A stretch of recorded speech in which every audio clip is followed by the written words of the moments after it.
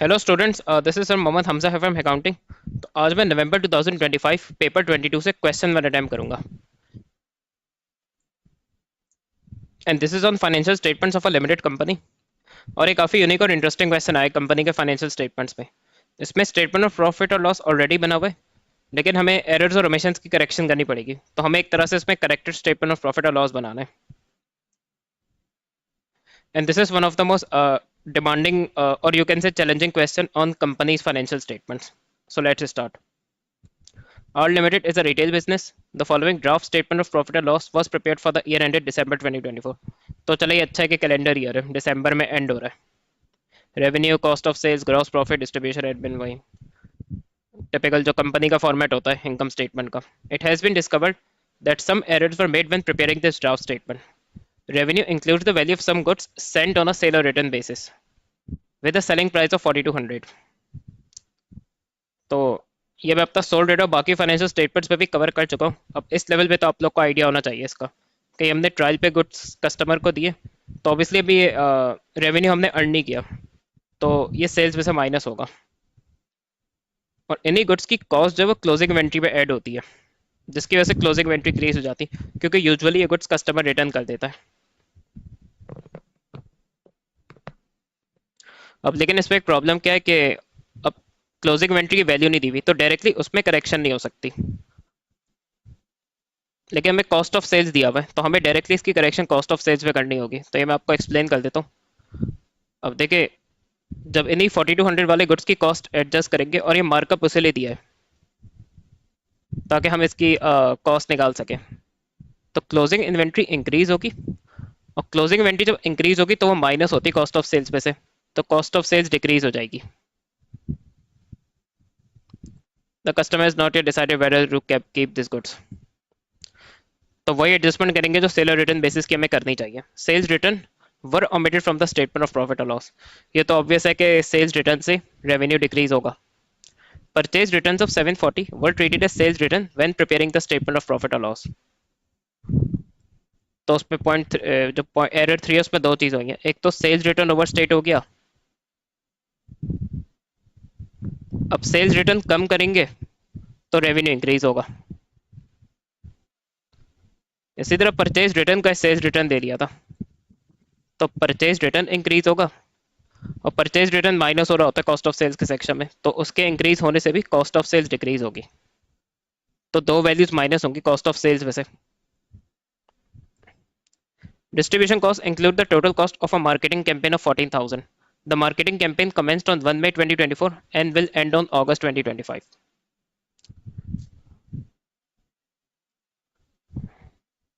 अब point form में देखें, आपका मई 24 से लेके दिसंबर 24 तक 8 मंथ्स बनेंगे। इसी तरह जनवरी 25 से लेके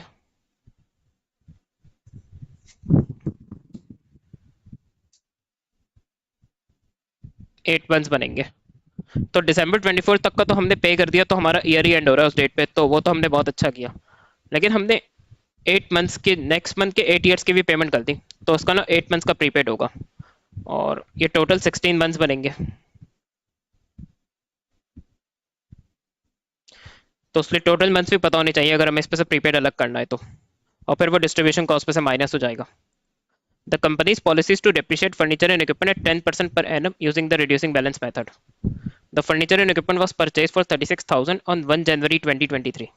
Depreciation for the year ended December 23 had been correctly calculated. तो 2023 का तो सही निकाला उसने। Depreciation on furniture and equipment for the year ended December 2024 was incorrectly calculated using the reducing balance at 15% per annum. तो उसने 10 की जगह 15% से डेप्रिसिएशन कैलकुलेट कर दी।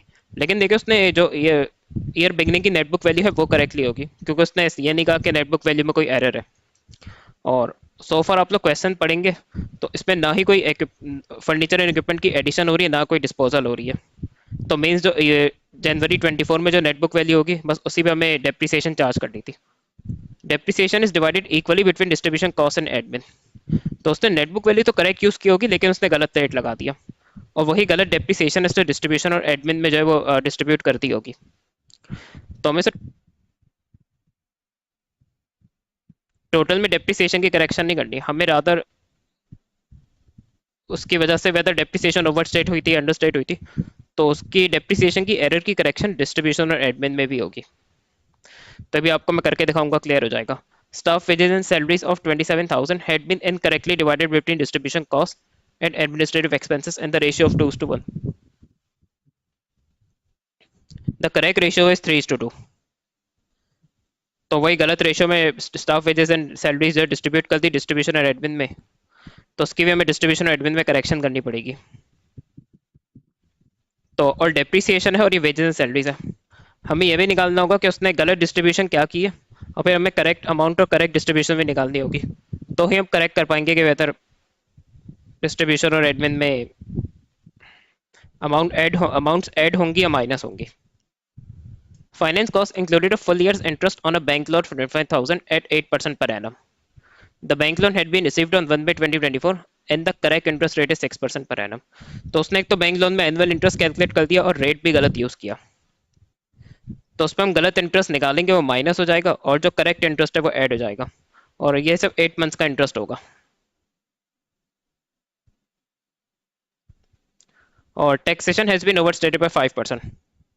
अब अभी आप लोग को इजी लग रहा होगा कि बस 5% से कम कर दिया जाएगा, लेकिन बहुत सारे स्टूडेंट्स एक कॉमन मिस्टेक कर रहे होते हैं, तो जब मैं आपको टैक्सेशन करके दिखाऊंगा वो उसी वक्त आप लोगों से डिस्कस करूंगा, सही है। तो हर चीज़ की उसने सेपरेट वर्किंग स्पेस भी दी है, और फिर उसके बाद हमें करेक्टेड स्टेटमेंट ऑफ प्रॉफिट और लॉस बनानी है। तो पहले हमें इस पर डिटेल्ड वर्किंग्स करनी होंगी, उसके बाद हम बनाएंगे। तो अब मैं स्टार्ट करता हूँ।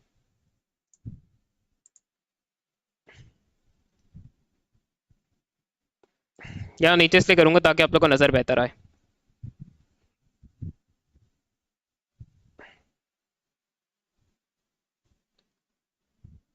तो सबसे पहले रेवेन्यू की करेक्शन करेंगे।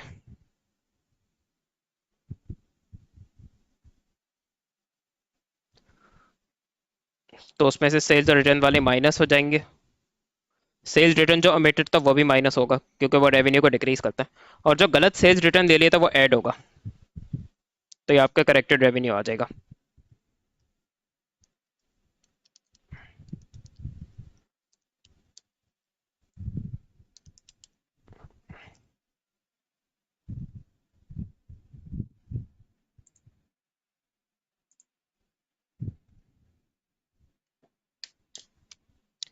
इसी तरह कॉस्ट ऑफ सेल्स, वो भी इतना डिफिकल्ट नहीं है इसमें। लेकिन एक इशू है, जो सेल और रिटर्न बेसिस वाले गुड्स हैं और नॉर्मली इन्वेंट्री कॉस्ट पे वैल्यू होती है, तो उन गुड जो 4200 सेलिंग प्राइस है, तो हमें उन्हीं गुड्स की कॉस्ट निकालनी होगी। तो अब cost plus markup is equal to selling price भी काफ़ी डिफरेंट टॉपिक्स पर प्ले लिस्ट पे डिस्कस कर चुका हूँ। तो देखिए कॉस्ट प्लस मार्कअप से सेलिंग प्राइस आई होगी। तो अगर मार्कअप 50% है तो उसका ना 4200 कॉस्ट का, जो उसकी ओरिजिनल कॉस्ट है उसका 150% है, तो 100% जो है वो कॉस्ट हो जाएगी, क्रॉस मल्टीप्लिकेशन से आ जाएगा ये। तो 4200 ही रहेगा ये, और ये हो जाएगा 150% एक्स। 4200 को अगर हम 150% से डिवाइड करा दें,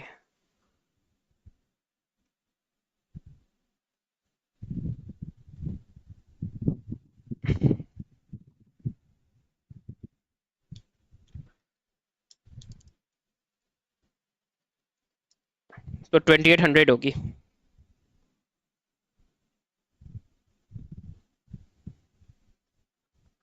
और ये आप लोग खुद भी चेक कर सकते हैं, 2800 में आप लोग 50% उसका निकालेंगे 2800 का, और फिर वो उसमें ऐड करेंगे, आपका वापस 4200 आएगा। तो ये माइनस होगा क्योंकि कॉस्ट ऑफ सेल्स को डिक्रीज करेगा, और जो परचेज रिटर्न है वो भी कॉस्ट ऑफ सेल्स को डिक्रीज ही करेगा, तो आपकी करेक्टेड कॉस्ट ऑफ सेल्स आ जाएगी। तो ये हो गया टू।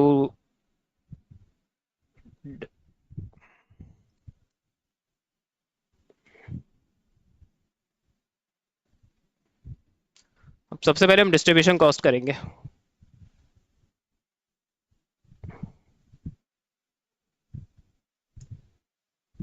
और ये मैं कहीं कोने में करूंगा ताकि हम वर्किंग करें सुकून से।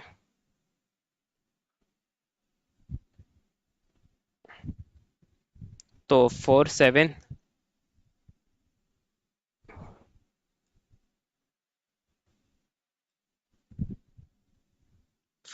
47,560।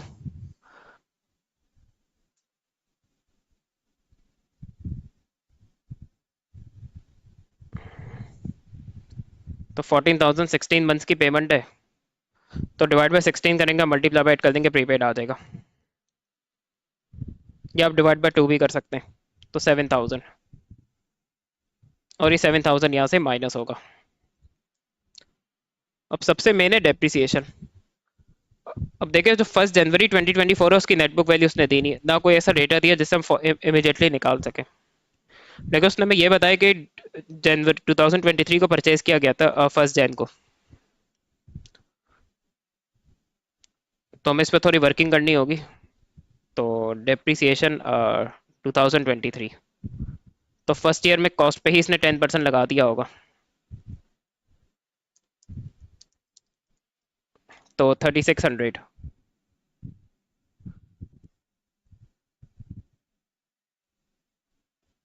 तो हमारी 2023 के नेटबुक वैल्यू आ जाएगी, और ये 2023 की क्लोजिंग नेटबुक वैल्यू है, जो कि हमारी जनवरी 24 की ओपनिंग नेटबुक वैल्यू हो जाएगी।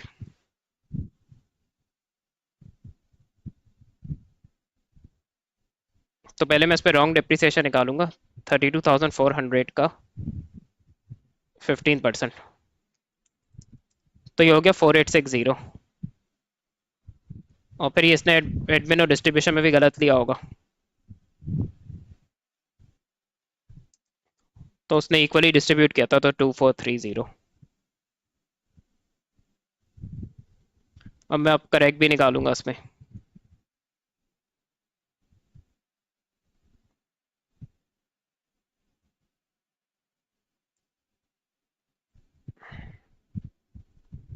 तो हमें 32,400 पे 10% लगाना चाहिए था,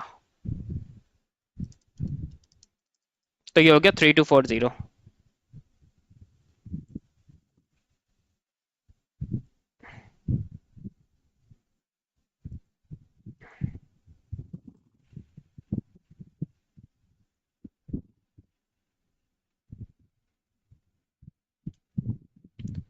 तो एक चीज तो पता चल रहा है कि डेप्रिसिएशन हमने ओवर स्टेट किया है।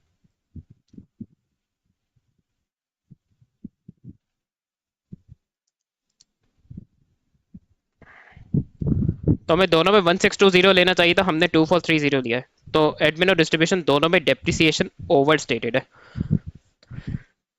तो हम जैसे 2430 का डिफरेंस माइनस करेंगे दोनों में, एडमिन और डिस्ट्रीब्यूशन में, और एक्सपेंस जब डिक्रीज, और ऑब्वियसली एक्सपेंस डिक्रीज होगा तो माइनस होगा डिफरेंस। इसी सेम वे में हम स्टाफ वेज एंड सैलरीज को भी अप्रोच करेंगे। तो अब डेप्रिसिएशन की करेक्शन कर देता हूँ, तो ये हो जाएगा 2430 माइनस 1620, तो ये 810 जो है माइनस होगा।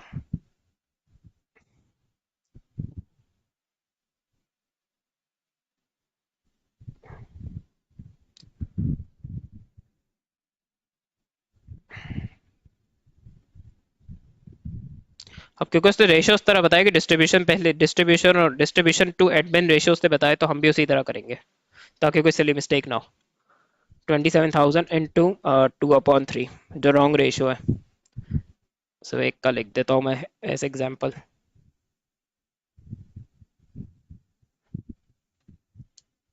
तो ये 18,000 हो गया, ये हो गया 9,000।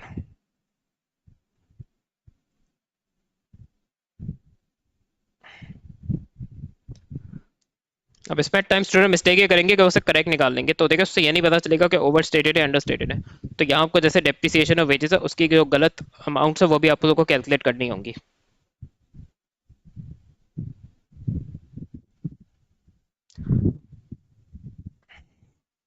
तो सर डिस्ट्रीब्यूशन का मैं इस एग्जांपल लिख दूंगा 27,000।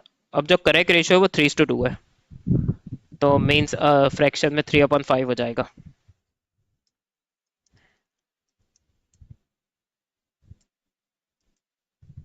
तो ये हो गया 16,200,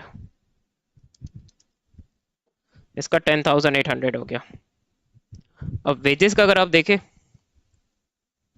तो हमें 16,200 लेना चाहिए था, लेकिन हमने 18,000 लिया, तो हमने वेजेस को ओवरस्टेट किया डिस्ट्रीब्यूशन में, तो वहां से माइनस होगा डिफरेंस। लेकिन हमें एडमिन में 10,800 लेना चाहिए था, हमने 9,000 लिया, तो वहाँ वेजेस अंडर स्टेटेड है एडमिन में, तो वहाँ डिफरेंस जो है वो ऐड होगा।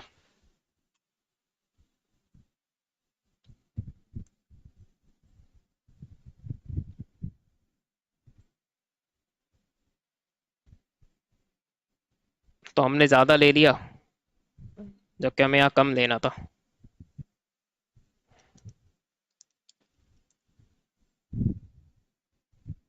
तो ये हो जाएगा 1800।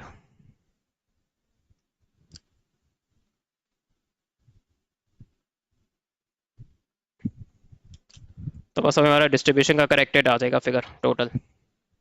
47,560 माइनस 7,000 माइनस 810 माइनस 1800। तो ये हो गया 37,950। अब हम ज़रा एडमिन भी कर लेंगे।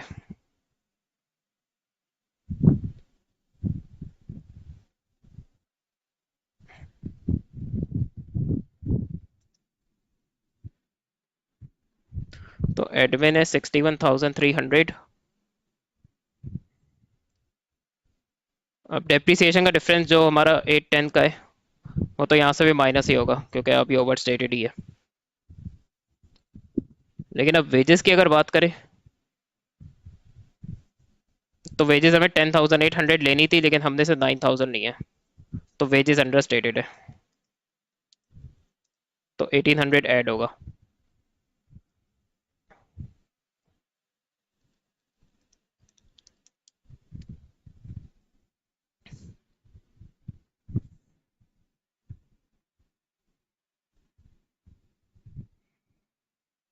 तो बस एडमिन डिस्ट्रीब्यूशन की वर्किंग ज़्यादा थी इस क्वेश्चन में, एडमिन की लिमिटेड है।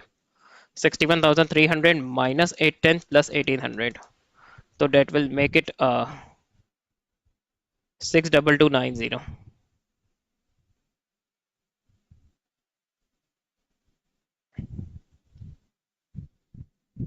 इसी तरह हम एक और काम करेंगे, हम निकालेंगे रॉन्ग इंटरेस्ट। तो ये सिंपल 25,000 का 8% हो जाएगा,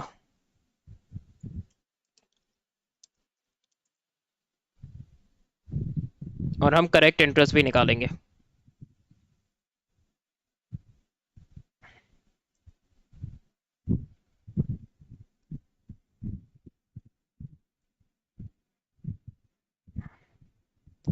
तो सबसे पहले तो 25,000 का 6% होगा, तो देखते क्या आता है। और क्योंकि हमने 1 मई को ही लोन लिया है, तो 8 मंथ्स का इंटरेस्ट होगा, तो आप डिवाइड बाई 12 मल्टीप्लाई बाई 8 कर दें, तो ये हो गया 1,000। तो हमें इंटरेस्ट 1,000 लेना चाहिए था, हमने ओवर स्टेट कर दिया, तो इंटरेस्ट या तो आप उसके डिफरेंस से डिक्रीज कराते, या आप रॉन्ग इंटरेस्ट 2,000 माइनस करके करेक्ट इंटरेस्ट 1,000 ऐड कर दे, आप लोग का आंसर सेम आएगा। तो मैं इंटरेस्ट भी करेक्टेड निकाल देता हूँ। F C means finance cost, तो 18,540। आप में से मेजोरिटी यही प्रेफर करेगा कि वो गलत इंटरेस्ट को माइनस करके और करेक्ट इंटरेस्ट ऐड कर दे, और या तो डिफरेंस ही माइनस कर दे।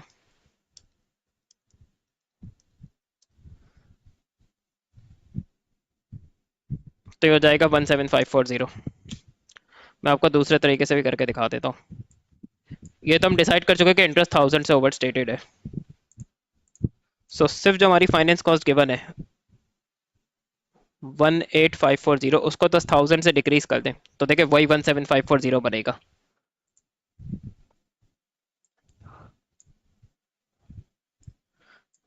तो मुझे आप लोगों से टैक्स डिस्कस करना है। अब देखिए हर कोई क्या करेगा, अभी जिनको मैंने क्लास पे भी रिवीजन में करवाया क्वेश्चन अपने स्टूडेंट्स को, तो जब मैंने उनसे पूछा कि आप लोग टैक्स किस तरह करते, पहले मैंने अपने स्टूडेंट से पूछा जिसको भी ये क्वेश्चन कराया, तो सबने कहा सर 18,900 का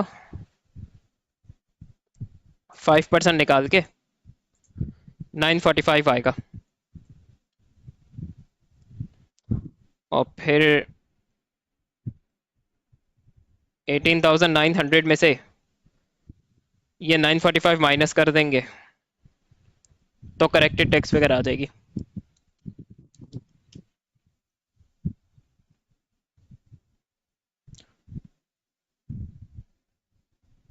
तो दिस इज एक्चुअली रॉन्ग। उसकी वजह ये कि जो करेक्ट टैक्स की फिगर है वो 5% से ओवर स्टेटेड है। तो उसका जो करेक्ट टैक्स फिगर है उसको 5% से बढ़ा के इसने दे दिया। तो ये जो हमारा 18,900 है ना, इस पे 5% इंक्लूडेड है, तो हम इसका 5% नहीं निकाल सकते। तो हमें इस पे थोड़ी सी मैथ्स करनी होगी। टैक्स मैं आप लोग को यहाँ करके दिखाऊंगा रीजन से, ताकि आप लोग को और क्लियर हो। और टैक्स है इसमें 0.8, जस्ट 0.8।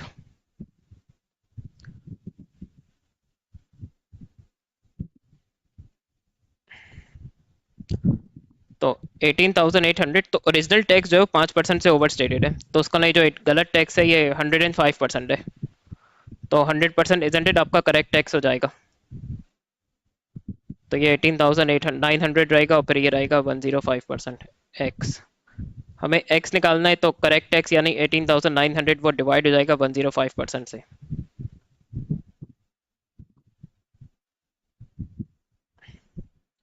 तो 18,900 को डिवाइड किया 105% से, तो ये 18,000 आया।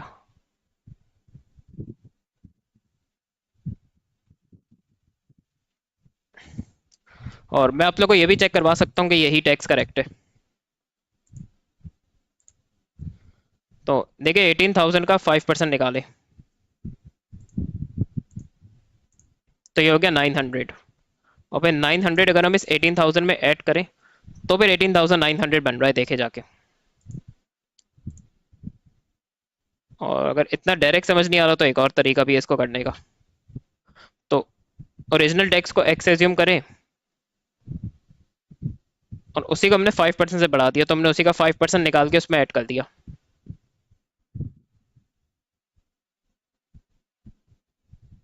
तो यानी 0.05x of x is equal to 18,900। तो ये हो जाएगा 1 प्लस 0.05, तो 1.05x।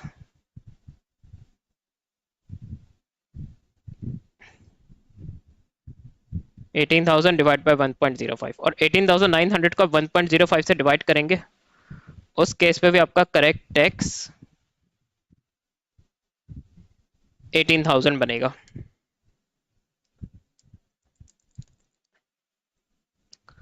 तो आई होप सो आप लोग को क्लियर है।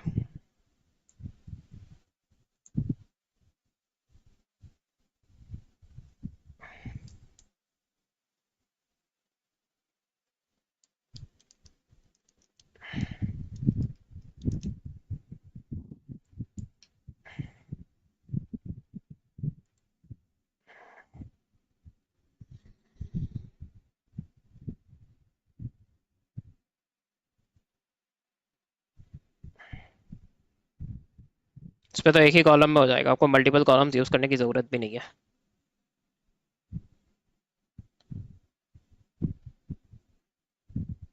53,220, फिर कॉस्ट ऑफ सेल्स हो जाएगा 288,860। इससे हमारा ग्रॉस प्रॉफिट आ जाएगा, तो 249। और इसमें आप तो देख चुके हो, कोई अदर इनकम नहीं है कोई इसमें, तो डायरेक्ट अब इस पे से डिस्ट्रीब्यूशन कॉस्ट माइनस हो जाएगा।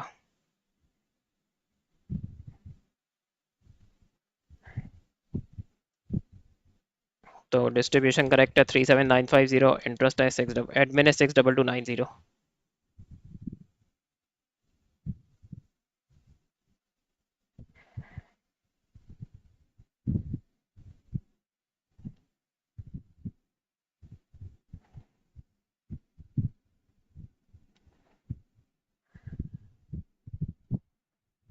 अब हमारा आ जाएगा करेक्ट प्रॉफिट फ्रॉम ऑपरेशंस, या profit before interest and tax.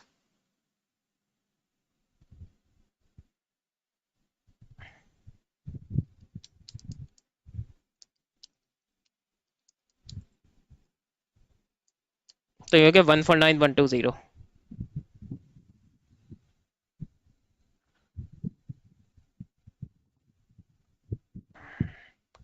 Finance cost मैंने यही निकाली हुई 17,540।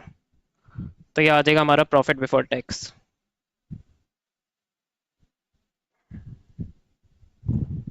-17540, तो ये हो गया 131580। और टैक्स की मैंने आपको करेक्ट कैलकुलेशन करके दिखाई थी, वो 18,000 था।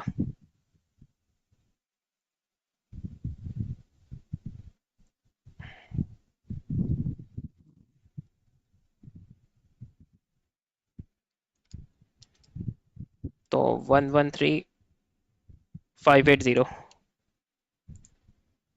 तो अब now let's move on to another part.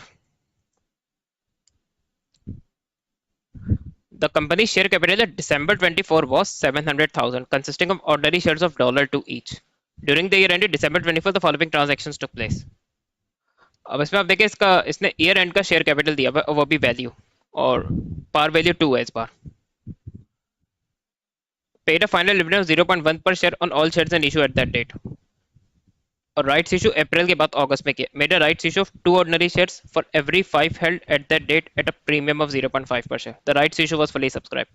अब देखिए, राइट्स इशू फर्स्ट अगस्त में कर रहा है और आपको शेयर कैपिटल दिया हुआ है दिसंबर का, तो इजंट इट आपका राइट्स इशू इंक्लूडेड होगा इसमें। अब मैंने इस टाइप का क्वेश्चन अपने चैनल में किया हुआ है, तो और ऐसी बात है, उस क्वेश्चन में मेन फोकस इसी चीज में है कि अगर आपको ईयर एंड के शेयर दिए हुए और कोई शेयर इशू या शेयर इश्यूज हुए ड्यूरिंग द ईयर, तो फिर रिवर्ट्स में ईयर बिगनिंग के शेयर्स कैसे निकाल दें और राइट्स इशू के इवेंचुअली शेयर्स कैसे निकाल दें।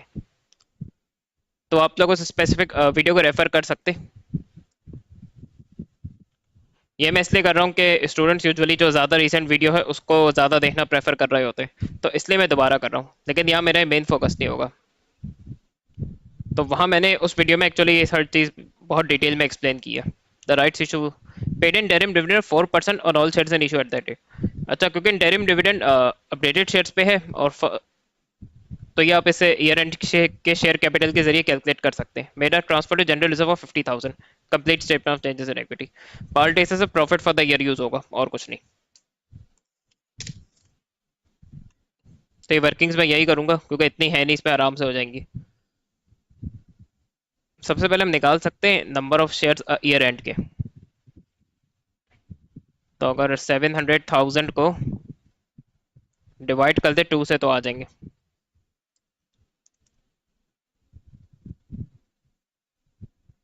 और जो मैंने इस टाइप के क्वेश्चन में स्पेसिफिक वीडियो किया उसमें मैंने डिटेल में एक्सप्लेन किया कि डिवीजन क्यों करते हैं। अब देखिए, ईयर बिगनिंग के शेयर्स को आप एक्स एज्यूम कर ले, और उससे पहले भी रिकमेंड ये करूंगा कि आप तो इंटरिम डिविडेंड निकाल ले, और डिविडेंड परसेंटेज में तो वो शेयर्स की वैल्यू पे लगता है। तो 700,000 इंटू 4% से, तो अगर आप शेयर्स की ट्रिकी कैलकुलेशन नहीं भी कर पाते, इंटरिम डिविडेंड आप स्टिल निकाल सकते हैं इस क्वेश्चन में। अब ईयर बिगनिंग के शेयर्स को एक्स एज्यूम कर ले, और ईयर बिगनिंग के और राइट्स इशू ही हुआ है ड्यूरिंग द ईयर, और कोई शेयर इशू हुआ नहीं है, तो ये जो ओपनिंग शेयर्स है इसका 2/5 इसने इस राइट शेयर दिया होगा, तो उसने एक्स से मल्टीप्लाई को 2 एक्स को मल्टीप्लाई किया होगा 2.5 से, तो राइट इशू के शेयर्स आ गए होंगे इसके। अभी ऑब्वियसली एग्जैक्ट नंबर नहीं होगा हमारे पास, फिर ओपनिंग बैलेंस पे इसने राइट इशू के शेयर्स ऐड किए होंगे, तो ईयर एंड के शेयर्स आ गए होंगे विच आर 350,000। बस ये मैं ब्रीफली बता देता हूँ। तो एक नंबर है और एक फ्रैक्शन है, तो ये काम आपको कैलकुलेटर से करना है, मतलब एलसीएम वगैरह लेके करना पड़ेगा, तो पेपर में कैलकुलेटर यूटिलाइज करें बजाय इस तरह की एनालॉग कैलकुलेशन में टाइम वेस्ट करने के। 7/5x is equal to 350,000। अभी हो जाएगा 7x is equal to 350,000 multiply by 5। x निकालना है, ये ईयर बिगनिंग के शेयर्स आ जाएंगे क्योंकि हमने उसको x एज्यूम किया, तो 300 मल्टीप्लाई बाय 5 डिवाइड बाय 7।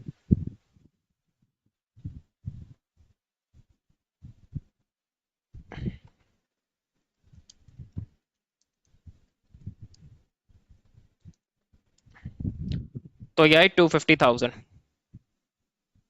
अब ईयर बिगनिंग के एग्जैक्ट शेयर्स आ गए, तो उससे हम आरआई के शेयर्स भी एग्जैक्ट निकाल सकते हैं। अब वही 250,000 2/5, और न्यूमिनेटर में 2 क्यों है, डिनोमिनेटर में 5 क्यों है, ये भी मैं कंपनी बहुत डिटेल में अपने चैनल में ऑलरेडी कवर किया हुआ है, तो आप लोग और दूसरी वीडियो को, किसी और वीडियो को जाके रेफर कर सकते हैं। तो ये आया 100,000।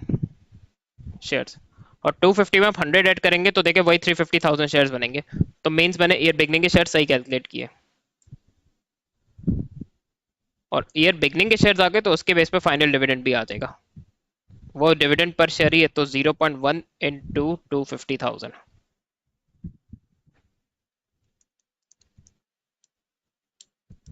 तो ये हो गया 25,000।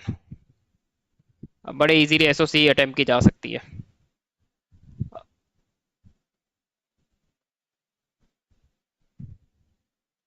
लेकिन आप शेयर कैपिटल के लिए केयरफुल है ना, आप 250,000 नहीं लेंगे, 250,000 इंटू 2 लेंगे, क्योंकि पावर वैल्यू 2 है, तो ये 500,000 हो जाएगा। फिर 500 plus 65 plus 28 plus 105, so that will make it 698,000। उसके बाद फाइनल डिविडेंड ले लेंगे,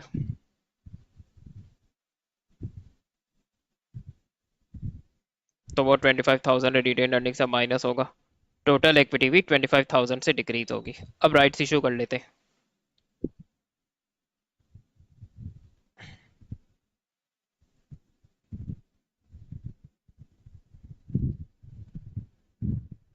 तो शेयर कैपिटल के लिए 2 इंटू 100,000 होगा, और शेयर प्रीमियम के लिए उसने खुद बताया हुआ 0.5 का प्रीमियम है पर शेयर, 0.5 इंटू 100,000 हो जाएगा, तो 2 इंटू 100,000 200,000 हो जाएगा।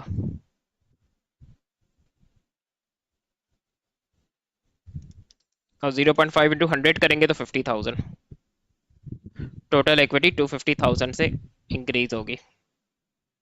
फिर इंटरिम डिविडेंड कर ले,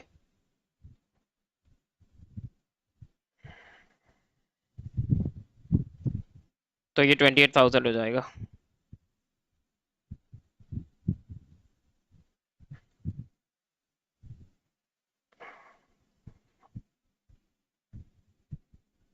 और फिर transfer to general reserve,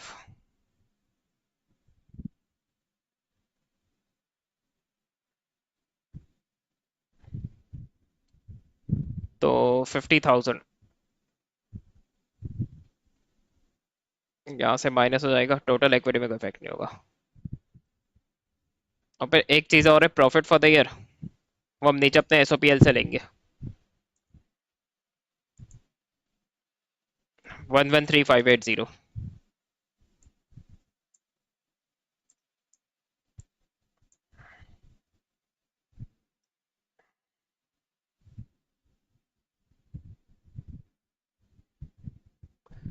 500 of 200 700 बनेगा।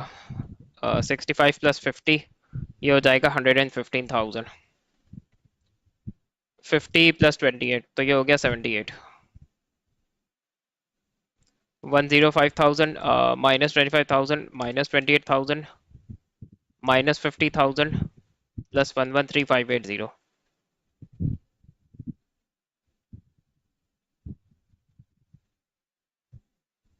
तो ये हो गया 115,580। अब इन क्लोजिंग बैलेंसेस को ऐड कर लेंगे,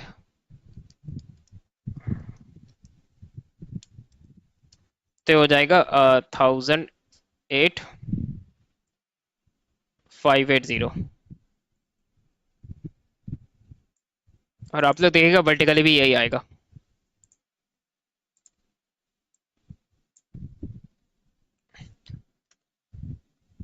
698,000 minus 25,000 plus 250,000 minus 28,000 plus 113,580।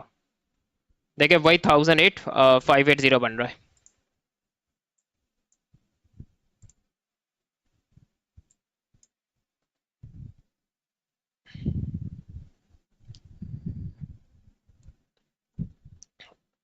Currently, all goods for resale are supplied in bulk by a local wholesaler who is only prepared to make only one monthly delivery. The directors are currently concerned about the company's cash flow and are considering two options: reducing inventory levels by reducing the size of the monthly order with the current supplier, switching to an alternative supplier who is prepared to make weekly deliveries and who is prepared to offer improved credit terms. Advise the option which directors which option they should choose. Justify advice by discussing both financial and non-financial factors. तो 7 marks का है। तो option A में देखिए आप purchases reduce करेंगे तो obviously supplier will reduce the trade discount, so that is going to increase the purchase cost and decrease the profit. Plus ये it will be difficult to satisfy extra demand in option A, अगर आती है तो वो नहीं satisfy हो सकेगी।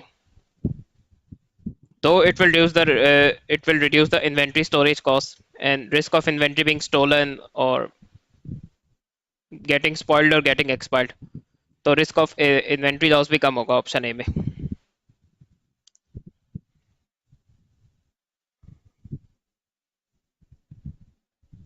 Option B switching to alternative supplier, और यूजुअली देखा कि 7 मार्क्स का है ना, तो 3 marks for option A, 3 marks for option B and 1 mark for advice.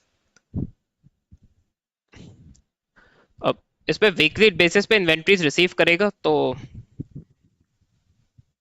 Inventory storage inventory storage capacity में उस पर कोई इन्वेस्टमेंट या एक्सपेंशन में खर्चा नहीं करना पड़ेगा, क्योंकि थोड़ी थोड़ी करके वीकली बेसिस पे इन्वेंट्री आएगी तो थोड़ी थोड़ी इन्वेंट्री स्टोर करनी होगी, तो बहुत मैसिव बल्क में इन्वेंट्री स्टोर नहीं करनी होगी। और अगर इम्प्रूव क्रेडिट टर्म्स ऑफर कर रहा है तो business company will have more credit period or more days to pay to the supplier, which will improve the liquidity because money saved is money earned.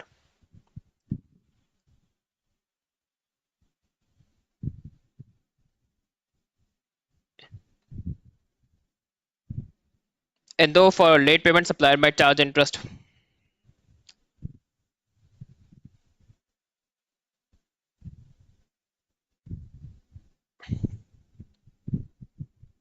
But option B में new alternate supplier and there are concerns about the quality, that the quality of the new suppliers goods might not be as good as the current suppliers, तो वो भी एक मसला है।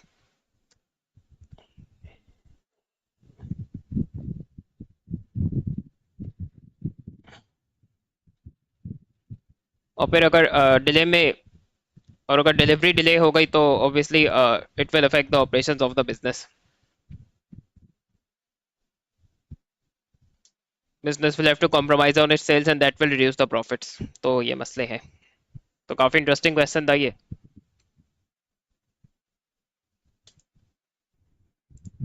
तो ये मैंने राइट टीम कर दिया आंसर कि मैंने ऑप्शन 2 चूज किया, आप लोग ऑप्शन 1 भी एडवाइस में लिख सकते हैं।